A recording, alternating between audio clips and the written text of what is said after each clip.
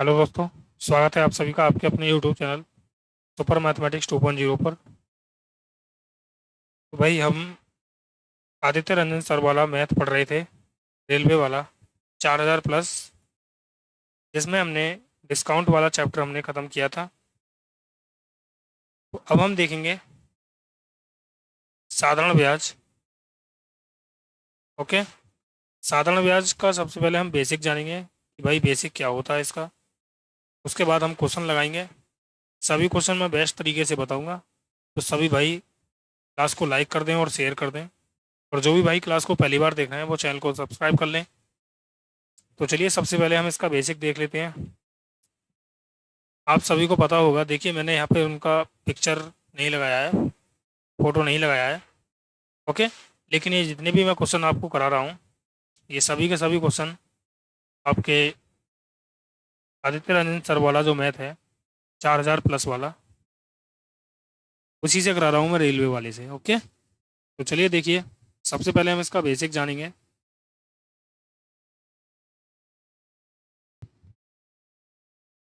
साधारण ब्याज क्या होती है।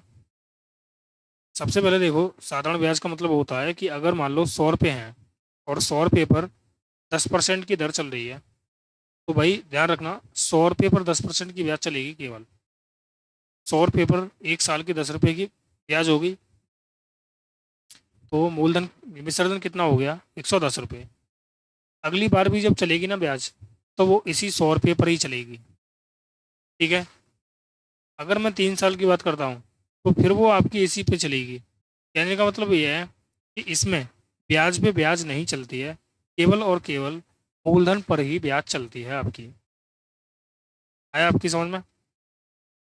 अब देखिए इसके बेसिक जो फॉर्मूला होता है उसे हम देखेंगे। इसमें क्या क्या चीज़ शामिल होती है। तो एक तो होता है हमारा मूलधन,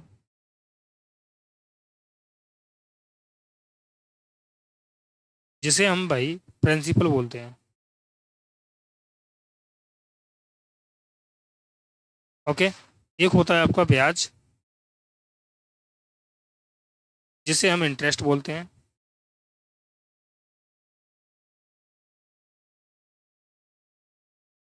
और एक होता है आपका दर, जिसे हम रेट कहते हैं। और एक होता है आपका मिश्र धन।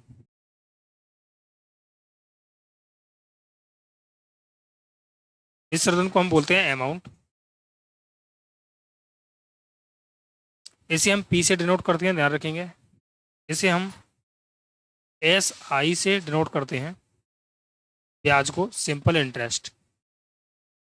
और इसे हम आर से डिनोट करते हैं, और इसे हम ए से डिनोट करते हैं। ओके। तो इसका बेसिक फॉर्मूला क्या होता है। एस आई बराबर होता है साधारण ब्याज बराबर सिंपल इंटरेस्ट, जिसे हम बोलते हैं, मूलधन गुणा दर गुणा समय बटे 100। अभी इसमें टाइम और रह गया यार, समय रह गया। समय, इसे हम टाइम बोलते हैं, और इसे हम टी से डिनोट करते हैं। ठीक है। ये हमारा बेसिक फॉर्मूला है। ओके। कि साधारण ब्याज क्या होता है, मूलधन गुणा दर गुणा समय बटे 100। ठीक है। अब देखिए, अगर मैं यहाँ से और फॉर्मूले निकालना चाहूँ, तो आप क्या करोगे, 100 की मल्टीप्लाई कर दोगे इधर। जब हम 100 की मल्टीप्लाई इधर करेंगे, तो S I 200 divide, sorry, equal P into R to T हो जाएगा।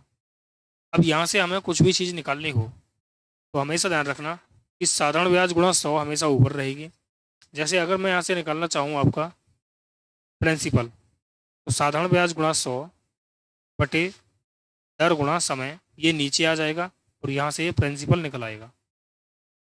अगर मैं आपसे कहता हूँ कि मैं रेट निकालना चाह रहा हूँ, तो साधारण ब्याज गुणा 100 बटे रेट है, तो प्रिंसिपल इंटू टाइम आ जाएगा। अगर मैं आपसे कहूँ कि भाई मुझे टाइम निकालना है, तो साधारण ब्याज गुणा 100 बटे में आ जाएगा प्रिंसिपल इंटू दर। अब यहाँ से आपको एक चीज़ समझनी है, वो ये वाली है की जो ब्याज होती है ना, अगर मैं एक बात बताऊँ, अगर मैं इस 100 को ना लिखूँ यहाँ पे, अगर मैं इस 100 को ना लिखूँ, तो क्या ये ऐसे नहीं हो जाएगा कि प्रिंसिपल जो होगा वो साधारण ब्याज बटे आर टी परसेंटेज हो जाएगा? बताओ, होगा नहीं होगा? बोलो भाई।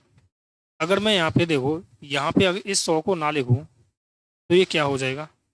दर हो जाएगी साधारण ब्याज बटे टी इंटू टी, परसेंटेज में हो जाएगी। उसी प्रकार अगर मैं टाइम देखूँ, तो एस आई बटे ये हो जाएगा पी आर, परसेंटेज में हो जाएगा। तो मैंने यहाँ से एक चीज़ देखी, मैंने क्या देखा यहाँ से देखो, कि अगर मैं दर और समय की गुणा कर देता हूँ, तो वो साधारण ब्याज के बराबर हो जाता है। अगर मैं टाइम की और प्रिंसिपल की मल्टीप्लाई कर देता हूँ, तो वो भी साधारण ब्याज के बराबर हो जाता है। और अगर मैं दर की और प्रिंसिपल की मल्टीप्लाई कर देता हूँ, तो वो भी हमारा साधारण ब्याज बन जाता है। देखो, बटे का मतलब क्या होता है, एक ये आपका एस आई है और बटे में है आर टी, तो इसका मतलब ये है कि ये इसके बराबर में है, साधारण ब्याज आर गुणा टी के बराबर में है। तो आपको मैं सिंपल सा एक जनरलाइजेशन फॉर्मूला लिखाना चाह रहा हूँ यहाँ से, आप उसे याद कर लेना, उससे आपकी बहुत सारी समस्याएं सॉल्व हो जाएंगी और क्वेश्चन भी करने में आपको अच्छा महसूस होगा। एक सेकंड रुकेंगे यार। तो देखिए, यहाँ से मैं आपको ये समझाना चाह रहा हूँ कि आपको ये चीज़ याद रखनी है कि साधारण ब्याज जब भी मैं परसेंटेज में निकालूंगा, साधारण ब्याज बराबर होता है आर गुणा टी के, ये परसेंटेज में होगा, ध्यान रखना। अगर मैं यहाँ से अमाउंट निकालता हूँ, अमाउंट क्या होता है, ये होता है भाई, देखो सबसे पहले अमाउंट समझ लो कि अमाउंट जो होगा वो किसके बराबर होता है, प्रिंसिपल और एसआई का योग होता है अमाउंट, मिश्रधन। ठीक है ना? तो यहाँ पे मैं क्या कर दूंगा, अगर मैं इसमें 100 ऐड कर दूंगा आर गुणा टी में, तो मेरा ये क्या बन जाएगा, अमाउंट बन जाएगा परसेंटेज में। तो ये दोनों चीज़ें आपको याद रखनी है। जितना भी मैंने आपको यहाँ पे समझाया है, वो सभी का सभी आपको पता होना चाहिए, उसके बाद ही आप सवाल कर पाओगे। ओके, अब देखिए क्वेश्चन स्टार्ट करते हैं हम। क्वेश्चन में आपको और अच्छे से समझ में आएगा।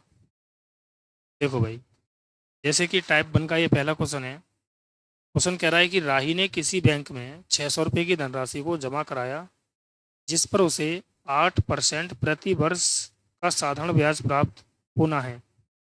यदि राही ने 5 वर्षों तक बैंक में धनराशि को रखा, तो उसे ब्याज के रूप में कितनी राशि प्राप्त हुई? तो देखो, हमें प्रिंसिपल दे रखा है 600 रुपये, दर दे रखी है 8%, और समय दे रखा है 5 वर्ष। तो मैंने आपसे कहा था कि एस आई जो होता है पी गुणा आर गुणा टी बटे 100 होता है। एस आई हम निकालेंगे, तो ये 600 है, दर कितना है 8, समय 5, और बटे में आ जाएगा 100। तो 100 से ये 2 जीरो कैंसिल हो जाएंगे, ये आ गया 8 पंजे 40, 40 गुणा 6 करेंगे तो ये आ जाएगा 240। ऑप्शन ए इसका करेक्ट है। ये तो इसका बेसिक करने का तरीका है। अब इसी सवाल को हम बहुत सारे तरीके से कर सकते हैं। मैंने आपसे ये कहा था कि भाई यहाँ पे ध्यान देना, एस आई जो क्या होता है वो आर गुणा टी के बराबर होता है, ये वाला पॉइंट। इसी वाले पॉइंट को मैं यहाँ पे देखो यूज कर रहा हूँ। अगर मैं यहाँ से ये कहूँ आपसे कि मुझे डायरेक्ट साधारण ब्याज बताओ, तो आप क्या करोगे, आर गुणा टी, यानी 8 पंजे 40% हो गया साधारण ब्याज। अब मैं डायरेक्ट आपसे ये कह सकता हूँ कि साधारण ब्याज बराबर, भाई 600 का 40% निकाल दो, साधारण ब्याज आ जाएगी। तो 40/100, 2 जीरो से 2 जीरो कैंसिल हो गई, तो ये बचा आपका 6 गुणा 40, ये होता है 6 चौक 24, मतलब 240। ऐसे भी आपका यही आ जाएगा। ओके, ये आपका भाई पहला तरीका है बेसिक, और ये आपका दूसरा तरीका जो मैंने बताया। अब देखो, मैं तीसरा तरीका और बताने जा रहा हूँ। जौन सा तरीका जहाँ पे अच्छे से सॉल्यूशन दे दे, उसी तरीके को हम यहाँ पे यूज करेंगे, ठीक है? मतलब जिसमें कैलकुलेशन कम हो उस तरीके को हम यहाँ पे यूज करेंगे। अब मैं आप ये बताओ कि यार 8% प्रति वर्ष का मतलब क्या हो गया। 8% प्रति वर्ष का मतलब ये हो गया कि भाई 100 रुपये पर 8 रुपये ब्याज मिल रही है। यही तो हो गया। अगर 100 रुपये पर 8 रुपये ब्याज मिल रही है तो ये प्रिंसिपल हो गया, और ये क्या हो गया आपका SI। तो भाई 100 की वैल्यू कितनी दे रखी है, 600। कितना गुना है इसका, 6 गुना। तो इसका भी मैं 6 गुना कर दूं तो 6 × 8 = 48। अब ये 1 साल का ब्याज आया है हमारा 48 रुपये।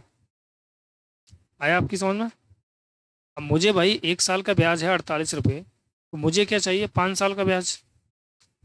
तो इसमें 5 की मल्टीप्लाई कर दो बस। तो 5 × 8 = 40, 5 × 20 और 4 = 24, यानी 240। ऐसे भी आप इसे बना सकते थे। ओके, अगला सवाल देखो। अब सवाल दे रखा है कि 2250 रुपये में पर 2 वर्ष के लिए 3% साधारण ब्याज की दर से अर्जित ब्याज कितना होगा। तो अब ध्यान रखना, मैं भाई किस वाले तरीके को यूज़ करूँगा, इस वाले को यूज़ करूँगा जो दूसरा वाला है। मुझे ये पता है कि SI जो होता है वो R×T परसेंटेज में होता है। तो मैं डायरेक्ट निकालूंगा, 2×6% हो गया हमारा ब्याज। अब भाई 6% निकालना है हमें। किसका निकालना है, 2250 का। तो 2250 का जब 6% निकालूंगा तो 6/100 आ जाएगा। 0 से 0 कट गया, 5 से काट रहा हूँ इसको, 5 × 20, 5×25, और ये 5 दूनी 10 हो जाएगा। फिर 2 × 2 हो गया, और 2×3 = 6। तो हमारा जो ब्याज आया वो आया 45 × 3। तो 45 होता है 135। तो हमारा आंसर हो जाएगा ऑप्शन ए। या फिर आप इसे ऐसे भी कर सकते थे कि भाई SI बराबर होता है मूलधन गुणा दर गुणा समय बटे 100। तब भी आपका आंसर यही आएगा। देखो, 0 से 0 काटा मैंने, 5 से काटा, 5×20, 5×25, 5 दूनी 10 हो गया, 2 से 2 कट गया, तो कितना बचा, 45 × 3। तो ये कितना होता है, 135 होता है। मैंने आपको बता दिया। अगला क्वेश्चन देखेंगे आप।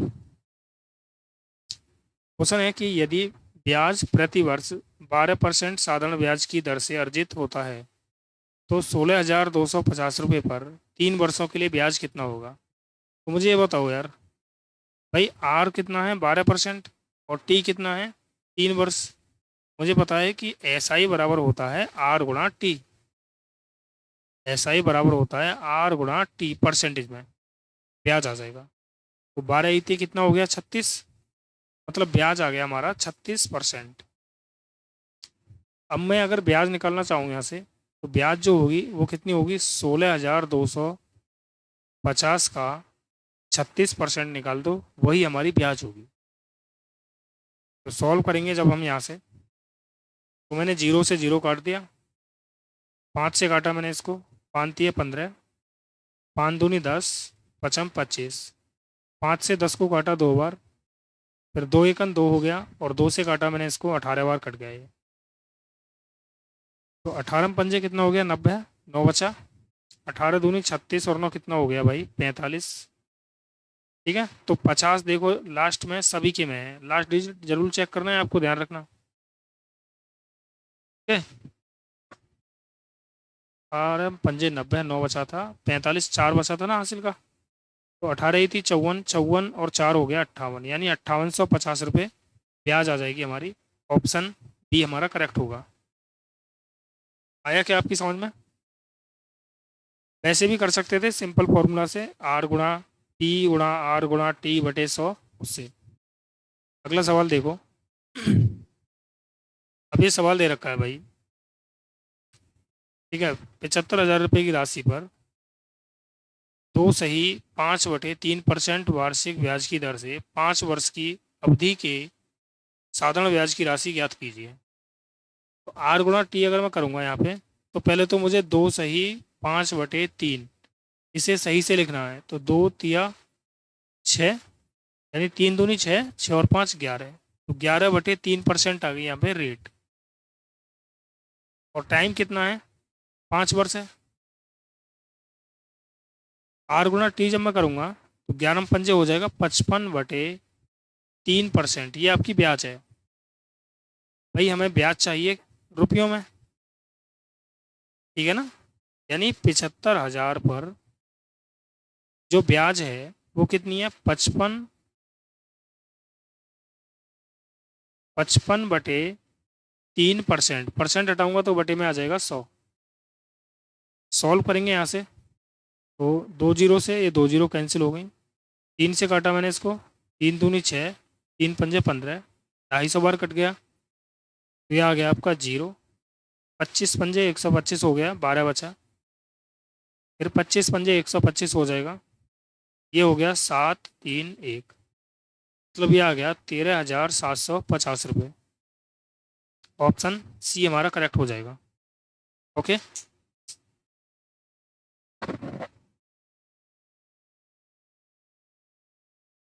इसे आप भाई PRT से भी कर सकते थे, बेसिक फॉर्मूला से।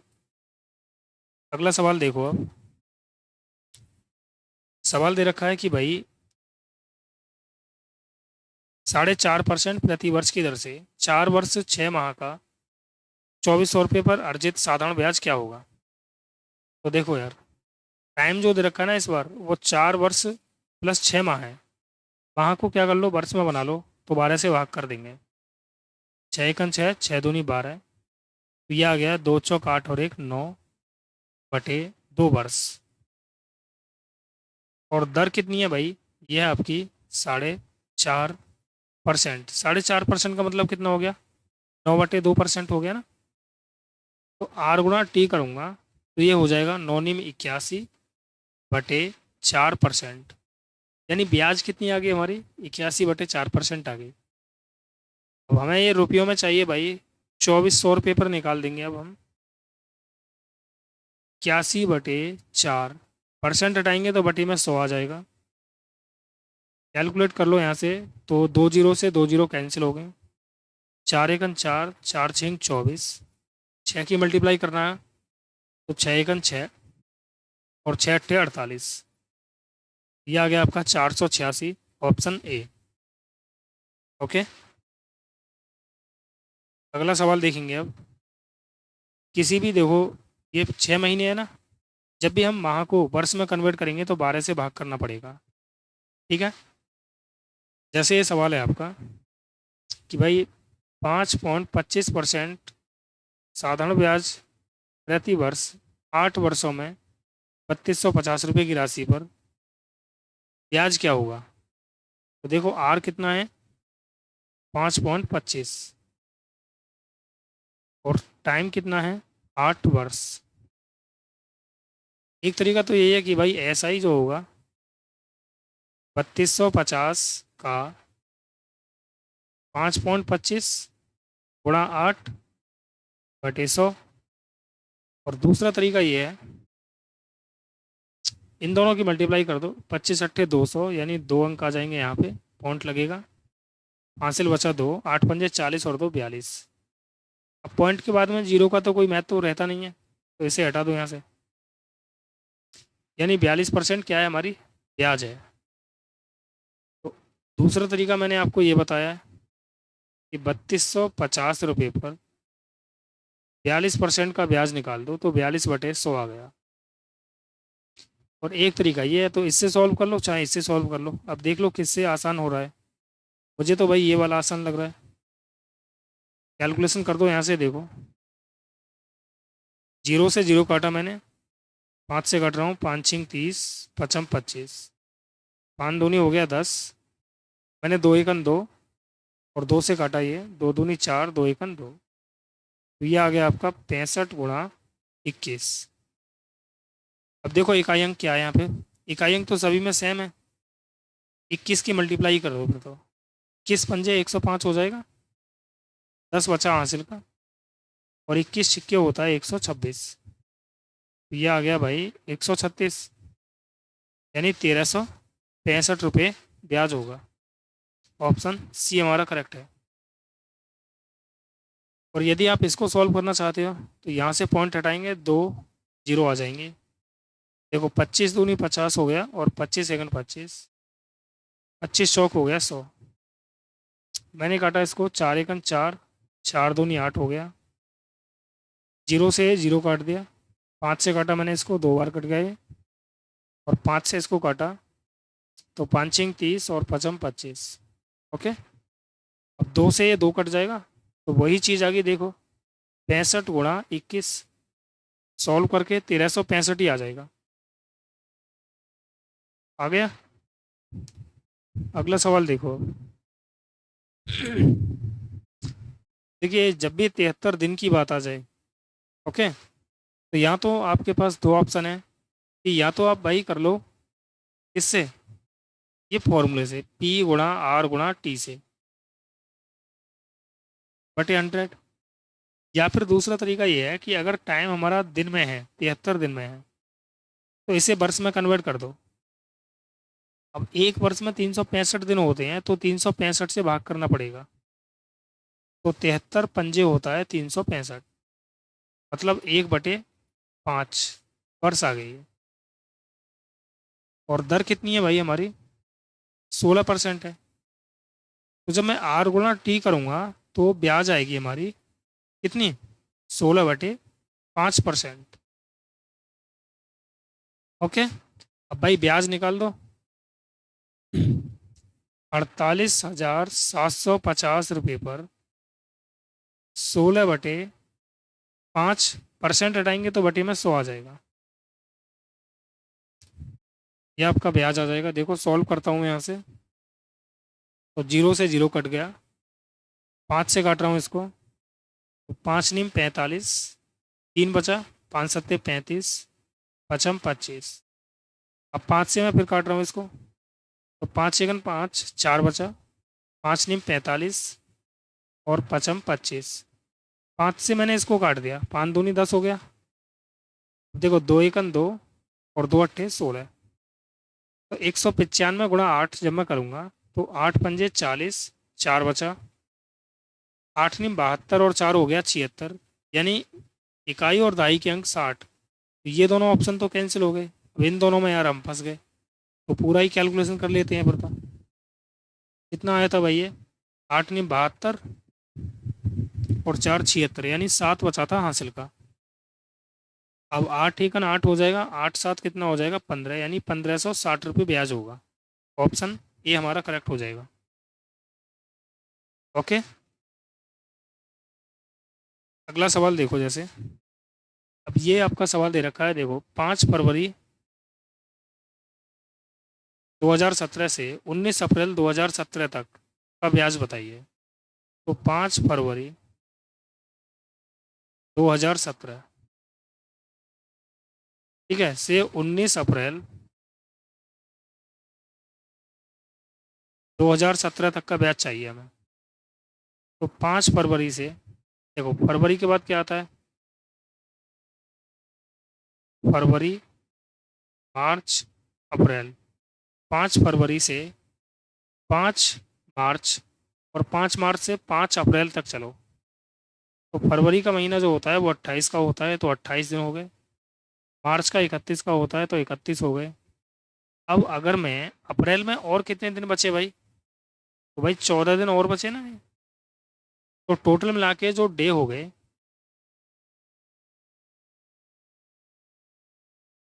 टोटल डेज कितने हो गए, 31, 28 और 14। तो ऐड करूँगा मैं इनको, 31, 28, 14, तो 4 8 12 और 1 13 का 3 हासिल 1, तो ये 73 दिन बन गया। ठीक है, हमें 73 दिन का ब्याज चाहिए। अब देखो यार, टाइम कितना है, 73 दिन है। दिन को हमें वर्ष में बनाना है, तो 365 से भाग करना पड़ेगा, तो ये 1/5 आ जाएगा। दर कितनी है भाई, 6.25%। जब मैं R गुणा T करूँगा तो ये आ जाएगा 6.25/5। 5 से भाग कर रहा हूँ तो ये आ जाएगा 5 सेकंड 5, 5 दूनी 10, 5 25, यानी 1.25% आ जाएगी ब्याज। आया क्या आपकी समझ में अब? अब हमें ये रुपयों में चाहिए भाई। अगर हमें रुपयों में चाहिए तो हम क्या करेंगे? SI बराबर ये मूलधन कितना है? 5,000। और ब्याज कितनी है? 1.25%। परसेंट हटाएंगे तो बटी में 100 आ जाएगा। इस पॉइंट को हटाऊंगा तो एक और 100 आ जाएगा। सॉल्व करेंगे यहाँ से तो 2 जीरो से 2 जीरो कैंसिल हो गई। और देखो 50 सेकंड 50, 50 दूनी हो गया 100। अब 2 से फिर से भाग करना पड़ेगा 125 में। तो 2 छिक्के 12, 2 दूनी 4 और 2 पंजे 10, यानी 62 रुपये 50 पैसे। ऑप्शन ए इसका करेक्ट हो गया। आया क्या आपकी समझ में? जब भी दिनों की बात आएगी ना तो ध्यान रखना, थोड़ा सा कैलकुलेशन करनी पड़ेगी। कैलकुलेट होगा भाई थोड़ा सा। ओके, अगला सवाल देखो। जैसे 1 मार्च 2018 से 12 मई 2018 तक की बात है। तो देखो मार्च, अप्रैल और मई। 1 मार्च से 1 अप्रैल और 1 अप्रैल से 1 मई। मार्च कितने का होता है? 31 का होता है, तो ये 31 दिन हो गए। अप्रैल कितने का होता है? 30 का, तो ये 30 दिन हो गए। भाई इसमें कितने दिन और बचे? 11 दिन और बचे। तो टोटल दिन कितने हो गए?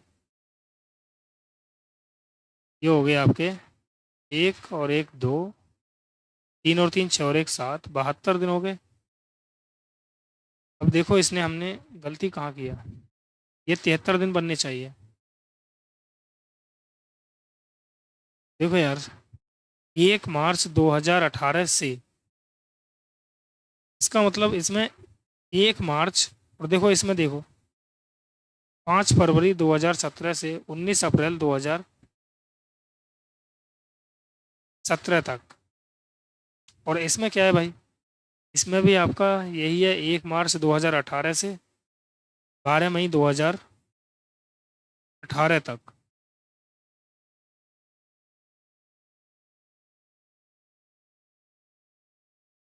तो दिनों की संख्या क्या हो जाएगी? देखो इनमें से देखो एक ऐड नहीं हुआ है, ठीक है ना? इनमें से हमें एक और ऐड करना पड़ेगा, तो ये आपके 12 दिन ही ऐड होंगे, क्योंकि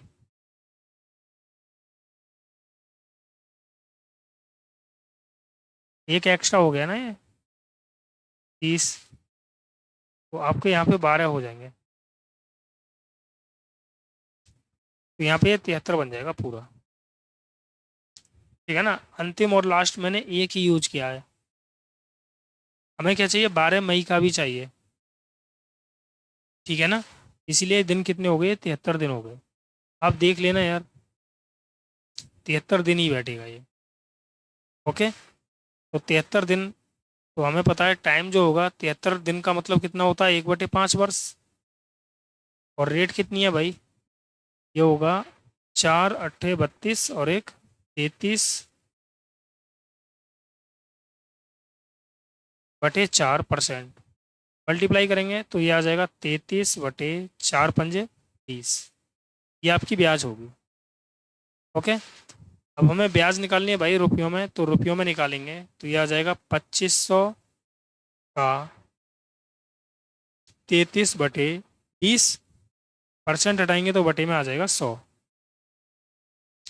सॉल्व कर रहा हूँ मैं इसको। तो 2 जीरो से 2 जीरो कैंसिल हो गई हैं। और देखो 5 से 5 चौक 20, और यार 25 हो जाएगा, और ये 5 चौक 20 हो जाएगा। तो गुणा किया मैंने, 5 तिये 15, 5 तिये 15 और 1 16/4। अब 4 से भाग कर रहा हूँ भाई, 4 चौक 16 हो गया। 4 एकन 4 .41 से ऑप्शन एक ही चालू है, 41.25। ऑप्शन डी हमारा करेक्ट हो जाएगा। ओके, इसमें हम हिट एंड ट्रायल भी कर सकते थे, क्योंकि ये 11 का मल्टीपल है, तो 11 का मल्टीपल ऑप्शन देख लो कौन सा है, वही हमारा आंसर होगा। लेकिन ये एक प्रकार का तुक्का सा है, ठीक है ना? कभी कभी दो ऑप्शन मिल जाते हैं, तो फिर क्या करोगे बताओ? पूरा सॉल्व करना पड़ेगा आपको। अगला सवाल देखो। किसी राशि का 8% कि वार्षिक दर पर 1 वर्ष और 2 महीने का, तो टाइम जो है ना वो 1 वर्ष है और 2 माह, माह को वर्ष में बना दो तो 12 से भाग कर दिया, 2 एकन 2, 2 छिक्के 12, तो ये आ गया 6 एकन 6 और 1 7/6 वर्ष हो गए। और दर क्या है आपकी, 8% है, तो R×T करूँगा तो 7 अट्ठे हो जाएगा 56/6%, ये आपकी ब्याज है। ओके, अब हम निकालेंगे भाई रुपये में, तो SI बराबर ये कितना हो जाएगा, 491.68 का 56/6, % हटाएंगे तो बटे में 100, सॉल्व करेंगे तो कितना आ जाएगा भाई, इस पॉइंट को हटाऊंगा तो भी यार क्या बनेगा, अप्रॉक्स में आएगा ये तो,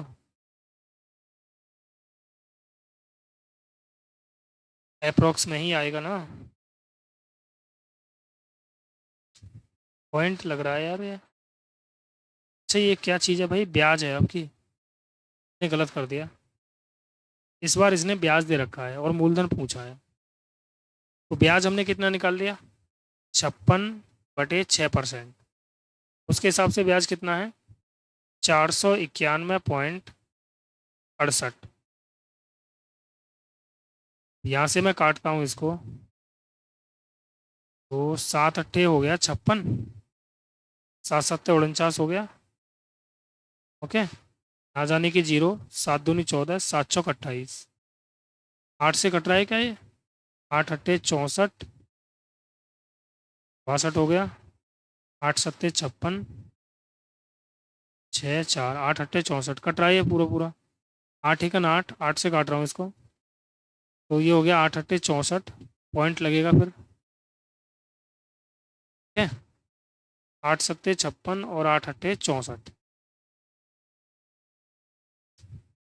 मैं 6 की मल्टीप्लाई इधर कर दूंगा तो देखो ये 1% की वैल्यू कितनी आ जाएगी, 6 × 8.78, 6 से मल्टीप्लाई कर रहा हूँ, 6 अट्ठे 48, 4 बचा, 6 सत्ते 42 और 4 हो गया 46, पॉइंट लगा दिया, 4 बचा, 6 अट्ठे 48, 48 और 4 कितना हो गया, 52। अब हमें चाहिए मूलधन, तो मूलधन होता है 100%, तो 100% की वैल्यू कितनी आ जाएगी, 100 की मल्टीप्लाई हो जाएगी इसमें, तो पॉइंट यहाँ से भाग जाएगा, 5268 रुपये हमारा मूलधन होगा इसका। ओके, आया क्या आपकी समझ में, देखो एक ही तरीके से हो रहे हैं सभी सवाल। अगला सवाल देखो, सवाल दे रखा है कि 9.5% वार्षिक साधारण ब्याज की दर पर कोई राशि 6 वर्षों में 942 रुपये हो जाती है।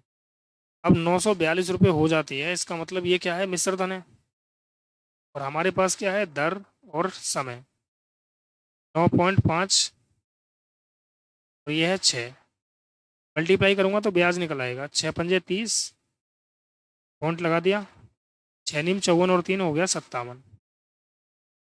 और भाई पॉइंट के बाद जीरो का कोई महत्व नहीं रहता है, हटा दो इसे, यानी 57% हमारा ब्याज है ये। लेकिन हमें चाहिए क्या, अमाउंट, तो अमाउंट कितना हो जाएगा भाई, 100 ऐड कर देंगे इसमें, 157%, मतलब विसर्जन जो है ना हमारे हिसाब से वो 157% है, और उसके हिसाब से कितना है ये, 942,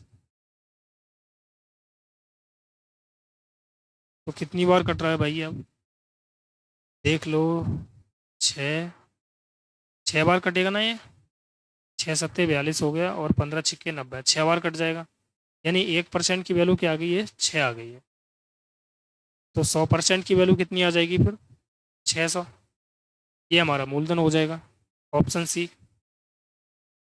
ओके, अगला सवाल देखो,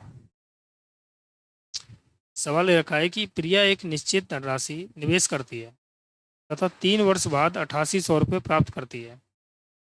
यदि साधारण ब्याज की दर 40% है तो प्रिया द्वारा निवेश किया गया मूलधन कितना है। देखो 3 वर्ष बाद 8800 रुपये प्राप्त कर रहा है ना ये, तो इसका मतलब ये मिश्र धन है। और हमारे पास आर और टी है, तो भाई आर और टी से मैं ब्याज निकालूं तो 4 × 3 = 12, तो ब्याज कितनी आ गई, 120% आ गई है। तो मिश्रधन कितना हो जाएगा, 100 ऐड कर दो इसमें, 220%। और ये मिश्रधन कितना दे रखा है, 8800 दे रखा है। तो 0 से 0 काट दिया मैंने, एक सेकंड रुको, इंक चेंज करते हैं। 0 से 0 काटा, और 22 × 22, और 22×4 = 88, यानी 1% की वैल्यू 40 है, तो 100% की वैल्यू कितनी आ जाएगी, 4000। ये हमारा क्या हो जाएगा, मूलधन हो जाएगा। ओके, अगला सवाल देखो। एक धनराशि 5% वार्षिक साधारण ब्याज पर 3/1/4 वर्ष के अंत में कुल 2790 रुपये हो जाती है, तो निवेश की गई राशि कितनी है। दर कितनी है भाई, 5%। मिश्रण दे रखा है वो ध्यान रखना। और टाइम कितना है, 4×3 = 12 और 1 13/4। तो ब्याज कितनी आ गई, 13×5 = 65/4%। अब देखो यहाँ से अगर मैं मिश्रधन निकालता हूँ, तो इसमें 100 प्लस करना पड़ेगा। तो 4 की 100 में गुणा की 400, और 400 में 65 ऐड किया, तो ये हो गया 465/4%। इसकी वैल्यू क्या दे रखी है यार, 465/4% की वैल्यू है 2790। सॉल्व कर लो इसको भाई। किससे कट रहा है भाई ये, 9 से। अच्छा एक बात बताओ, 9 से ही काटो इसको, 9×3 = 27 और 9×1 = 9। अच्छा 31 से भाई अगर मैं इसे काटूं तो 9 बार कटेगा, और 31 से 15 बार कट जाएगा। तो एक काम करो, 31 से 9 बार कट गया, और 31 से ये 15 बार कट जाएगा। काट के देख लो यार, तो 15×1 = 15 और 15×6 = 90 है। 1% की वैल्यू क्या आ गई यहाँ से, 24। तो 100% की वैल्यू क्या आ जाएगी, 2400। ये हमारा मूलधन हो जाएगा। ओके, कैलकुलेशन ध्यान रखना यार, कैलकुलेशन ऐसा नहीं है कि भाई 2 से काट के बताऊं, 5 के काट के बताऊं। डायरेक्ट करना सीखो, ठीक है, 1-2 बार तुम्हें परेशानी आएगी, उसके बाद डायरेक्ट ही हो जाएगा ये। अगला सवाल देखो। 8% वार्षिक दर पर 9 महीने में 1000 रुपये हो जाते हैं, मतलब ये मिश्रधन है, तो मूलधन पूछा है इसने। तो भाई दर क्या है, 8%। समय क्या है, 9 माह।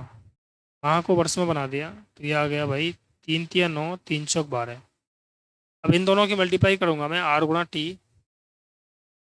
ऐसा ही जो होगा वो 8×3/4, 4×2 = 8, तो ये हो गया 3×2 = 6% हो गया ब्याज। ओके, तो मिश्रधन कितना हो जाएगा, 106%। यानी 106% की वैल्यू कितनी दे रखी है, 1000। तो 1% की वैल्यू क्या आ जाएगी, 2 से काट देता हूँ इसको मैं, ठीक है, 2×5 = 10, 500/53। तो 100% की वैल्यू कितनी आ जाएगी,